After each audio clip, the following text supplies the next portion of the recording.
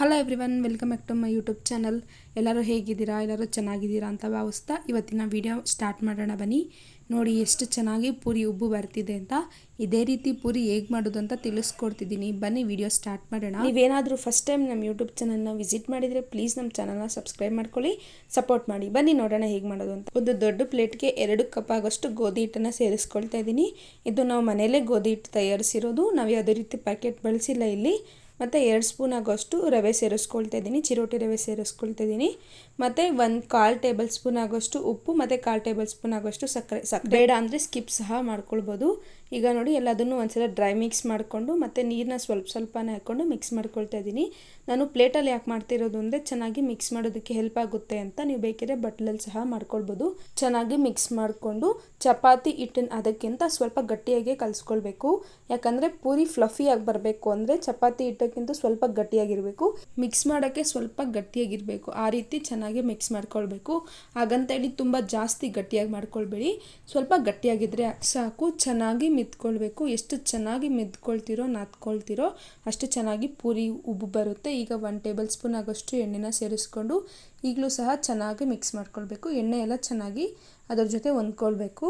ಅದಾದಮೇಲೆ ನಾನು ಸ್ವಲ್ಪ ಎಣ್ಣೆ ಸೇರಿಸ್ಕೊಂಡು ಪೂರಿ ಹಿಟ್ಟಿನ ಮೇಲೆ ಸವರ್ಕೊಂಡು 1/2 ಅವರ್ ರೆಸ್ಟ್ ಮಾಡೋದಕ್ಕೆ ಬಿಡಿ. ಟೈಮ್ ಇದ್ದರೆ 1 ಅವರ್ ಸಹ ಬಿಡ್ಬೋದು. ನಾನು 1 ಅವರ್ ಬಿಟ್ಟ ಮೇಲೆ ನೋಡಿ ತೋರಿಸ್ತಾ ಇದ್ದೀನಿ. ಈಗ ಮತ್ತೆ ಒಂದು ಸಲ ಚೆನ್ನಾಗಿ ಮಿಕ್ಸ್ ಮಾಡಿಕೊಂಡು ನಿಮಗೆ ಯಾವ ಸೈಜಿಗೆ ಬೇಕೋ ಆ ಸೈಜ್ಗೆ ಉಂಡೆ ಮಾಡಿ ಇಟ್ಕೊಳ್ಬೋದು. ನಾನು ಮೀಡಿಯಮ್ ಸೈಜಲ್ಲಿ ಮಾಡಿ ಇಟ್ಕೊಂಡಿದ್ದೀನಿ. ಇಷ್ಟು ಹಿಟ್ಟಿಗೆ ನನಗೆ 20 ಪೂರಿ ಆಗಿದ್ದು. ಮನೆ ಮೇಲೆ ಸ್ವಲ್ಪ ಗೋಧಿ ಹಿಟ್ಟನ್ನು ಸೇರಿಸ್ಕೊಂಡು ಲಟ್ಟಿಸ್ಕೊಳ್ತಾ ಇದ್ದೀನಿ. ನಾನು ಪೂರಿನ ಈ ರೀತಿ ಲಟ್ಟಿಸ್ಕೊಳ್ತಾ ಇದ್ದೀನಿ. ಮತ್ತು ಇನ್ನೊಂದು ಕಡೆ ಎಣ್ಣೆ ಕಾಯೋದಕ್ಕೆ ಇಡ್ತಾ ಇದ್ದೀನಿ ನಾನು. ಎಣ್ಣೆ ಸ್ವಲ್ಪ ಚೆನ್ನಾಗಿ ಬಿಸಿ ಆಗಬೇಕು. ಮತ್ತು ನೋಡಿ ಇಲ್ಲಿ ನಾನು ಇನ್ನೊಂದು ಸಲನೂ ಸಹ ಲಟ್ಟಿಸ್ಕೊಳ್ತಾ ಇದ್ದೀನಿ. ನಾನೀಗ ದೊಡ್ಡದಾಗಿ ಲಟ್ಟಿಸ್ಕೊಳ್ತಾ ಇದ್ದೀನಿ. ನಿಮಗೆ ಎಷ್ಟು ದೊಡ್ಡದಾಗುತ್ತೋ ಅಷ್ಟು ದೊಡ್ಡದಾಗಿ ಲಟ್ಟಿಸ್ಕೊಂಡು ಬಾಕ್ಸ್ದು ಕ್ಯಾಪ್ ಬರುತ್ತಲ್ವಾ ಅದರಲ್ಲಿ ಈ ರೀತಿ ಮಾಡ್ಕೊಳ್ತಾ ಇದ್ದೀನಿ. ನೀವು ಬೇಕಿದ್ರೆ ಇನ್ನೂ ಚಿಕ್ಕದು ಬರುತ್ತಲ್ವ ಅದರಲ್ಲಿ ಸಹ ಮಾಡ್ಕೊಳ್ಬೋದು. ನಾನು ಈ ಸೈಜಲ್ಲಿ ಮಾಡ್ಕೊಂಡಿದ್ದೀನಿ. ಈ ರೀತಿ ಪ್ರೆಸ್ ಮಾಡಿಕೊಂಡ್ರೆ ಆಯಿತು. ನೋಡಿ ಒಂದೇ ಬಾರಿ 2 ಪೂರಿ ರೆಡಿ ಆಗುತ್ತೆ. ಪೂರಿ ಮಾಡೋದಕ್ಕೆ ಸ್ವಲ್ಪ ತೆಳುವಾಗಿ ಲಟ್ಟಿಸ್ಕೊಳ್ಬೇಕು ಹಿಟ್ಟನ್ನು. ನೋಡಿ ಇಷ್ಟು ತೆಳುವಾಗಿ ಲಟ್ಟಿಸ್ಕೊಂಡ್ರೆ ಸಾಕು. ನೋಡಿ ಎಷ್ಟು ಚೆನ್ನಾಗಿ ಪೂರಿ ಬಂದಿದೆ ಅಂತ. ನನಗೆ 2 ಒಂದೇ ಸಲ ಮಾಡೋಕ್ಕಾಯ್ತು. ನೀವು ಬೇಕಿದ್ರೆ 4 ಒಂದೇ ಸಲ ಮಾಡ್ಕೊಳ್ಬೋದು. ಇನ್ನೊಂದು ಸ್ವಲ್ಪ ಚಿಕ್ಕ ಕ್ಯಾಪ್ ತೊಗೊಂಡ್ರೆ.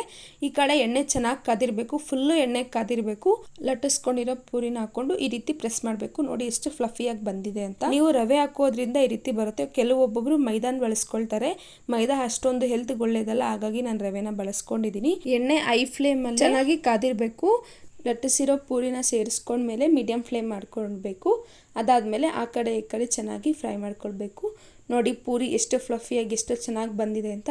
ನಿಮ್ಮ ಮನೇಲೂ ಸಹ ನೀವು ಇದೇ ರೀತಿ ಟ್ರೈ ಮಾಡಿ ನೋಡಿ. ಹೇಗೆ ಬಂತು ಅಂತ ತಪ್ಪದೇ ಕಮೆಂಟ್ ಮಾಡಿ ತಿಳಿಸಿ. ನಿಮ್ಮ ಕಮೆಂಟ್ಸ್ಗಳು ನನಗೆ ಪ್ರೋತ್ಸಾಹ ನೀಡುತ್ತೆ. ಹಾಗಾಗಿ ಪ್ಲೀಸ್ ತಪ್ಪದೇ ಕಮೆಂಟ್ ಮಾಡಿ ತಿಳಿಸಿ. ಹಾಗೆ ನಿಮಗೆ ಯಾವ ರೀತಿ ರೆಸಿಪೀಸ್ ಬೇಕು ಅಂತ ಕೂಡ ಕಮೆಂಟ್ ಮಾಡಿ ತಿಳಿಸಿ. ನೋಡಿ ಎಣ್ಣೆ ಚೆನ್ನಾಗಿ ಕಾದಿದ್ರೆ ಈ ಥರ ಫ್ಲಫಿಯಾಗಿ ಬರುತ್ತೆ.